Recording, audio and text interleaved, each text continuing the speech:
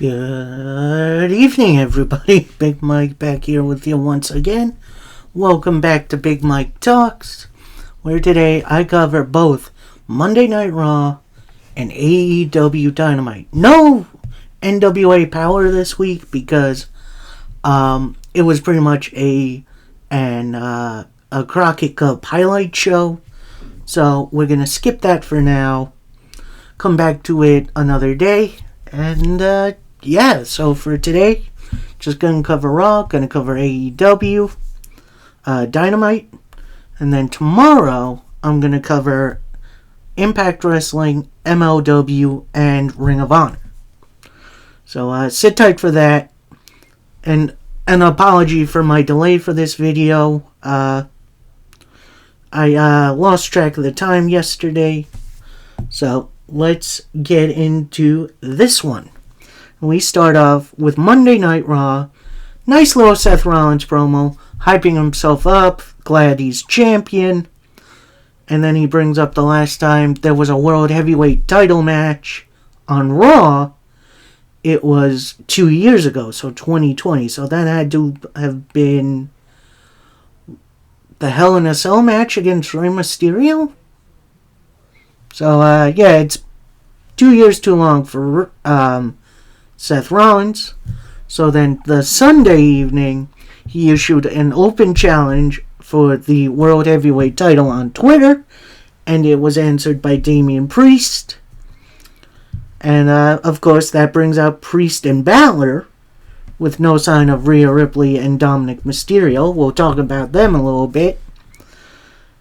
Seth brings up the absence of Rhea and Dom. Finn says, they're taking care of their own business. Let's see where this brings us. So then, Damian brings up, I don't need Judgment Day to beat you for the title. Seth Rollins then brings up, okay, let's put your money where your mouth is. Tonight, world title match, no Judgment Day at ringside. And Damian Priest agrees to the terms, with Finn Balor having pretty befuddled look on his face. It does look like to me that they're breaking up Judgment Day a little bit, and while, maybe it's a good idea to have Priest kind of be his own thing, it kind of helped him to be with this group. But,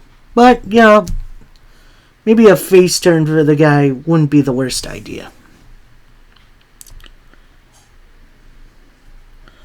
So, first match up, we got the Money in the Bank women's match qualifier as Becky Lynch takes on Sonya Deville.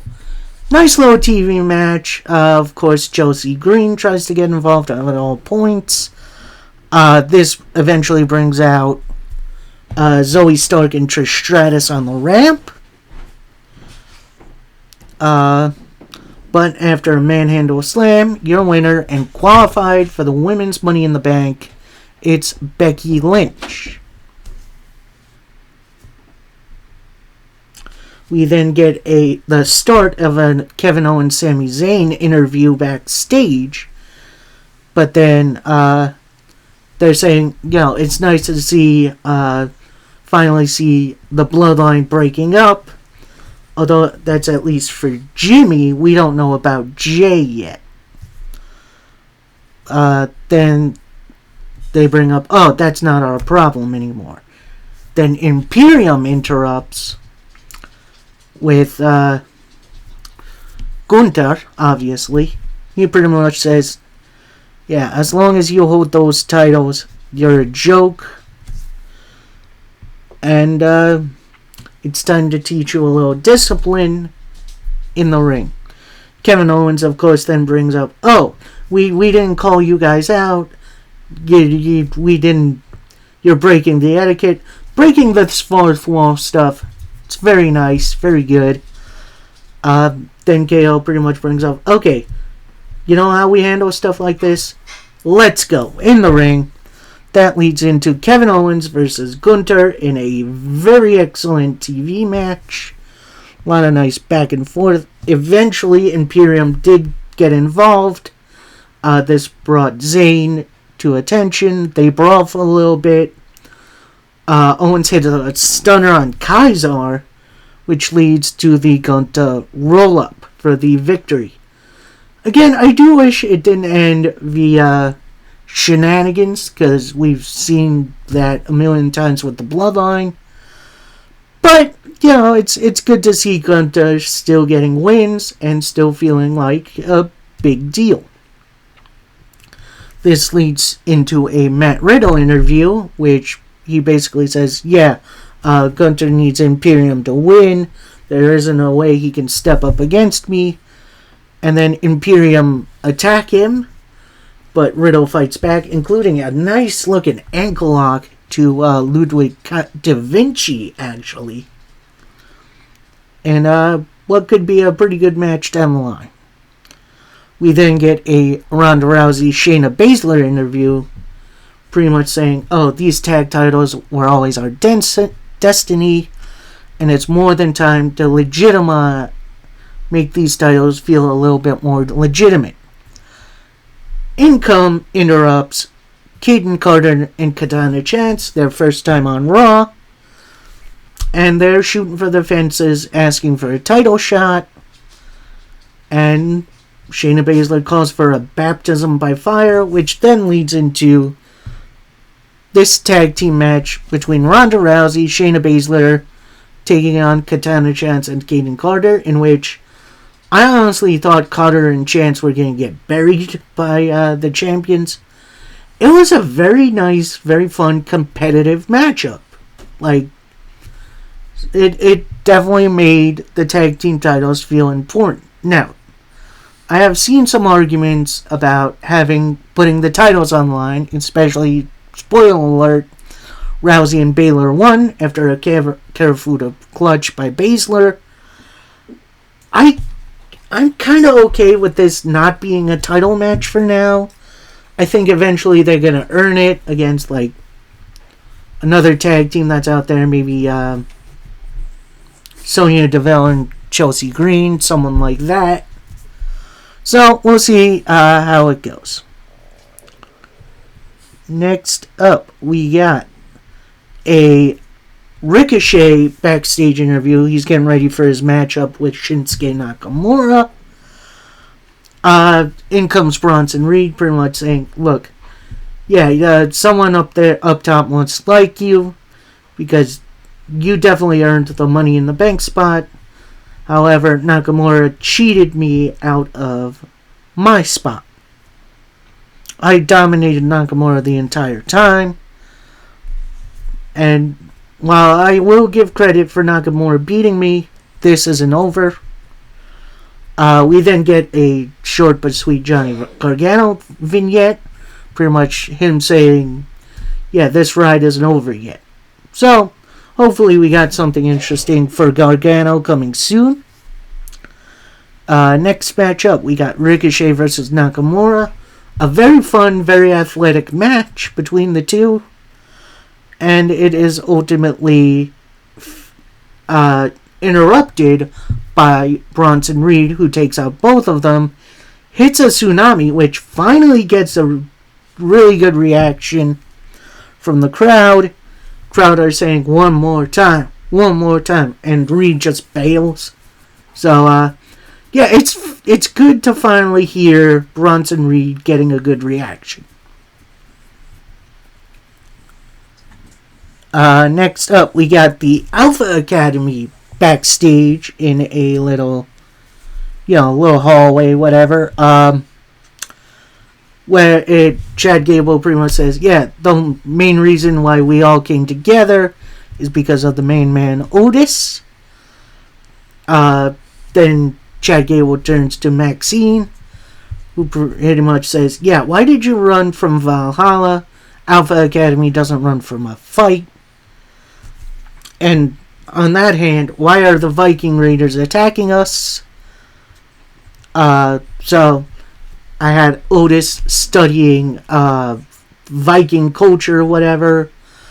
And Otis pretty much says, yeah, we're going to take them out with deodorant. And Chad Gable's looking for a little more. It's missed. So it is then revealed that Chad Gable and Otis will be training Maxine Dupree for an upcoming match against Valhalla, which could be interesting. That match is definitely going to be a little weird. We then get the Miz TV segment, as his special guest is Cody Rhodes. And then Cody pretty much says he's heard every name under the sun about him challenging Brock Lesnar to a fight. Call him stupid, crazy, yada yada. And then Miz reveals he has a surprise. Another generational talent. Brings out Dominic Mysterio. Which then also brings out Rhea Ripley. Calls Cody a little bird with a broken wing.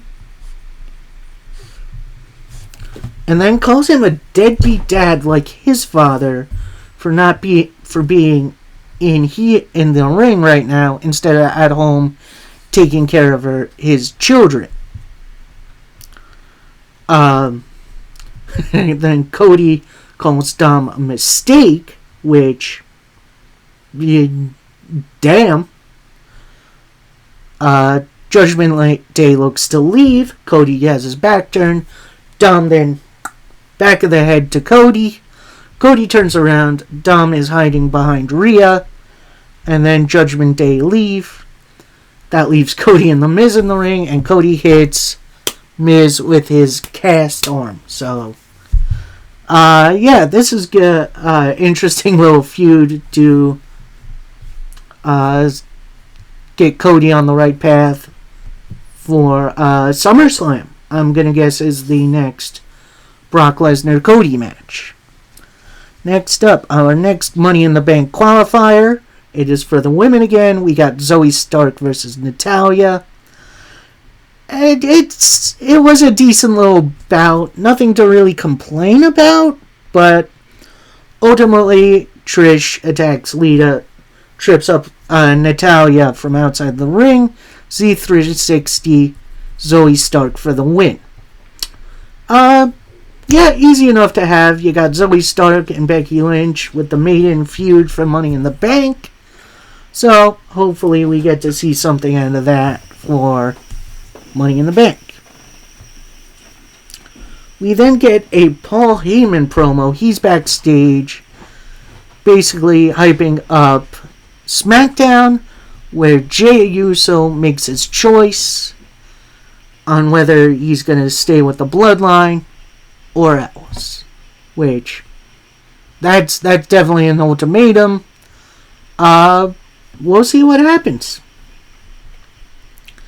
Next up was supposed to be Cedric Alexander and Shelton Benjamin versus Indusher. And Indusher just pretty much jumps Benjamin and Alexander before the bell. And yeah, the match never gets going. Not gonna rate it, but you know, it's definitely a way to look. As much as I think it would have been fine for Indusher to beat Alexander and Benjamin, I'm kind of okay with this. Let's save this match for another time. So maybe it's a little competitive. And fine, Alamo, our main event for the evening for Raw for the World Heavyweight title, as Seth Rollins takes on Damian Priest. And boy, oh boy, they threw bombs at each other from the get-go. At one point, Seth and Damian Priest are on the outside. And then, all of a sudden, in comes Finn Balor, who eats a big old super kick.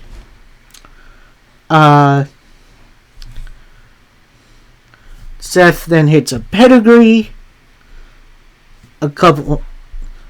Priest hits a South of Heaven, for a 2 count. Goes for the Razor's Edge. Super kick, stomp, and your winner, Seth Rollins. And then post-match, Finn Balor gets in the ring, and they have a little stare down. Now, little history for Balor and Rollins. At SummerSlam, God, what SummerSlam was that? I want to say it was 2017 when the Universal title was first unveiled. That red Fruit Loop looking title. It was Finn Balor versus Seth Rollins. Balor won. However, Balor suffered a unfortunate injury when he was powerbombed into the guardrail, and that caused him 24 hours later on Raw to relinquish it. So they definitely have some history here. Gonna be interesting to see the story they tell. Now, that is Monday Night Raw. We then go into AEW Dynamite, where we see the international title on the line as Orange Cassidy takes on Swerve Strickland in I'm going to say it was a masterclass of an opening. Real good back and forth stuff. There was definitely at certain points I saw Swerve winning, and then Cassidy, of course, kicks out with authority. Orange trying for the orange punch at multiple times, but it gets stopped. And after a quick old roll-up, your winner, Orange Cassidy, by the skin of his teeth. This brings out the rest of the embassy. They start beating down Cassidy. Lights go out. You can hear a kerfuffle. Lights come on. Sting and Darby Allin make the save. So, we'll see what goes on from there. Next, we got a Jay White / Ricky Starks vignette talking about their main event match for later on in the night. Then we get to see Danielson out on commentary, in which they show his challenge to Okada for Forbidden Door, which is now confirmed, and I can't wait for that match. That's going to be awesome. This leads into the Blackpool Combat Club. That's Claudio Castagnoli, Wheeler Yuta, and Jon Moxley taking on the team of Chaos. That's Trent Beretta, Rocky Romero, and Chuck Taylor. And what was a decent little bout. It definitely felt a bit more dominated by the Blackpool Combat Club, but Chaos definitely brought it near the end, especially with Rocky Romero, who is, I'm going to say, is the most underrated dude on any roster. And then after a try from a moonsault by Rocky Romero into an uppercut by Claudio, that was nuts. Then the Bulldog choke by Moxley. So your winners, the Blackpool Combat Club. Immediately after, we get a video vignette from the Young Bucks and Adam Page. And they challenge the Blackpool Combat Club to a match next week in Washington, D.C., which is where the very first Dynamite took place. Which, that's going to be interesting. Then we get shown a little vignette for Ospreay Omega 2 for Forbidden Door, which should be another fun one. We then get an MJF promo. Pretty much says, yeah, I was told I was obligated to be here in Colorado, and it is the most boring place in the country. But another reason why I'm bored is because there's no competition here in AEW. No one is on the level of the Devil. That brings out, boom, Adam Cole, baby. And MJF then the crescendo of the entrance, MJF interrupts it. MJF then pretty much says, yeah, I'm excited for this matchup. You feel worthy competition. I've been a big fan of yours since ROH days. And then I was hooked. I've been watching your films since you've been in ROH to NXT. And you were the greatest champion in the company. And then when it was announced you were coming here to AEW, I was hyped. And then this guy showed up, and I'm like, what happened to you? You started as the Panama Playboy, now you're the Panama Game Boy. You don't have the body of world champion, and then your frail body would crack like jelly, which I don't understand that reference, but, MJF body shaming, yeah, he feels like an internet troll. Like, then MJF brings up, AEW has done everything in your power to make you cool. You know how they make MJF cool? Ring the bell. Which, yeah, you're definitely right.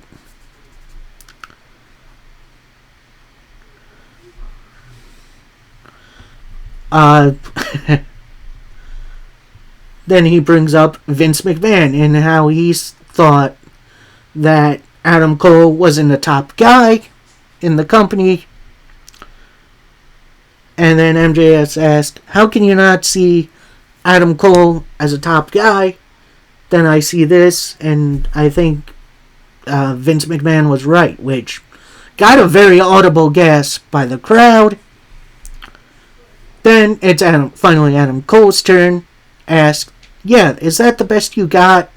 You're nothing more than a toxic troll, and Britt Baker would beat you easy. And why are you so obsessed with other people's relationships, concerning yours is in the toilet? And calls him a work-class douchebag.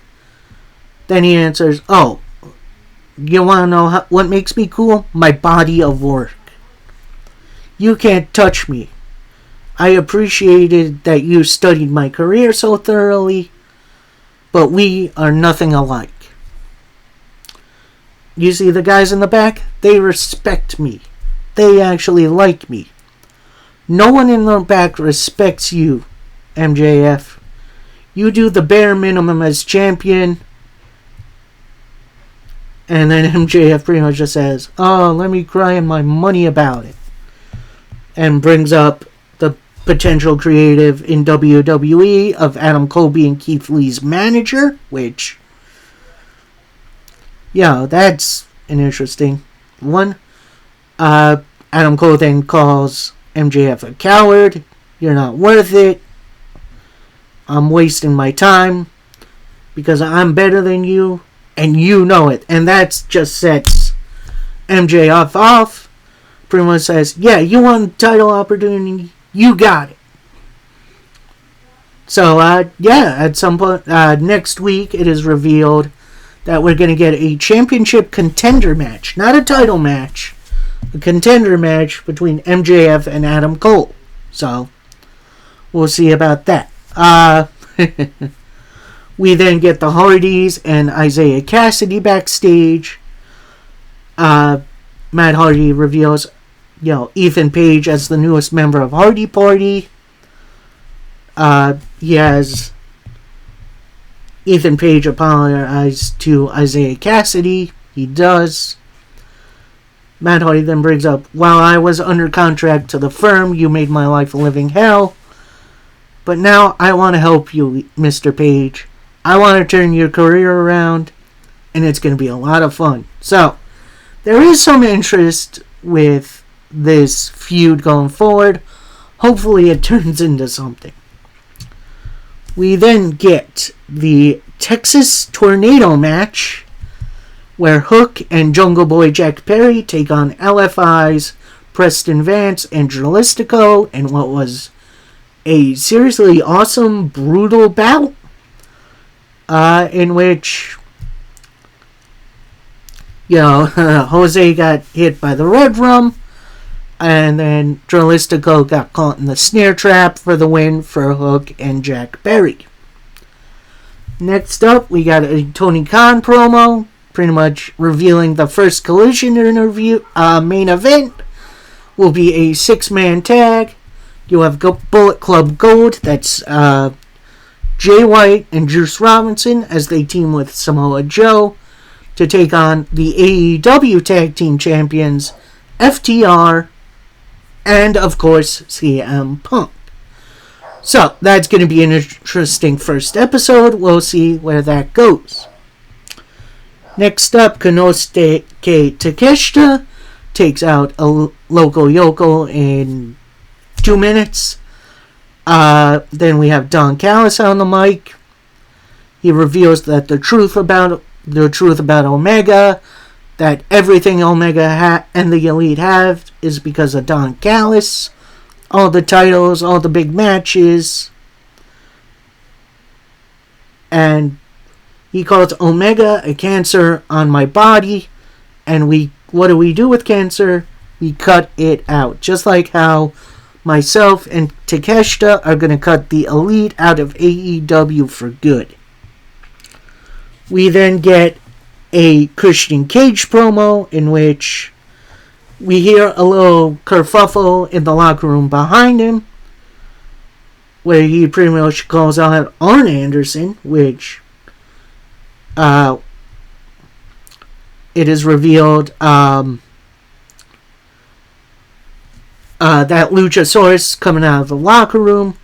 We look in, see Brock Anderson laying in a bloody mess, which, that's going to be an interesting take. Next up, in the TBS, for the TBS title, it's Chris Statlander against Anna Jas, who has Matt Menard at ringside. Yeah, this was a nice, fun little match. Nothing to really say much about it. And then after a big old pile driver, your winner, still TBS champion Chris Statlander. We then get a promo from Tony Storm revealing that there will be a 4-way on Rampage between Dr. Britt Baker, Sky Blue, I forget who else, I'm sorry. And she says, alright, it doesn't matter who wins. At the end of the day, they'll be facing the greatest AEW Women's Champion who ever lived. So, digging Tony Storm with the title now. And Finalamo, our main event for Dynamite, as it's Ricky Starks versus Jay White. Now, I'm going to say this, as much as I liked this match, it did not feel like it was main event material. I feel like the title match could have been in there. And, well, here we go. After a spear, Ricky Starks has Jay White up for the Rochambeau. Jay White kicks the ref in the noodle, which sends him down. And that reveals ringside who else but the Guns, who then attack Ricky Starks, hits their tag team finisher on him. Jay White then gets up, the ref gets up, Blade Runner, 1, 2, 3, your winner. Switchblade Jay White in a kind of basic main event. Like, don't get me wrong, I like both these guys. I could have done without seeing Gun Club potentially in Bullet Club Gold. Okay, that is it from me for today. I hope you guys enjoyed. Tomorrow, I will be covering the rest of what I watched this week in wrestling. So that's Impact Wrestling, MLW, and Ring of Honor. Sorry, no SmackDown or Rampage, because tonight is Against All Odds, which I will be having my recap and review for on Monday. And then coming pretty soon, it's probably one of my most favorite times of the year. It's Forbidden Door 2, baby. I cannot wait for that. Please like, comment, subscribe for more. Let me know what you thought about this week in wrestling. Let me know your favorite match, your favorite segment. And just let me know what you're looking forward to. Because there's a lot to look forward to in wrestling in today's day and age. Until then, happy wrestling, everybody. Peace.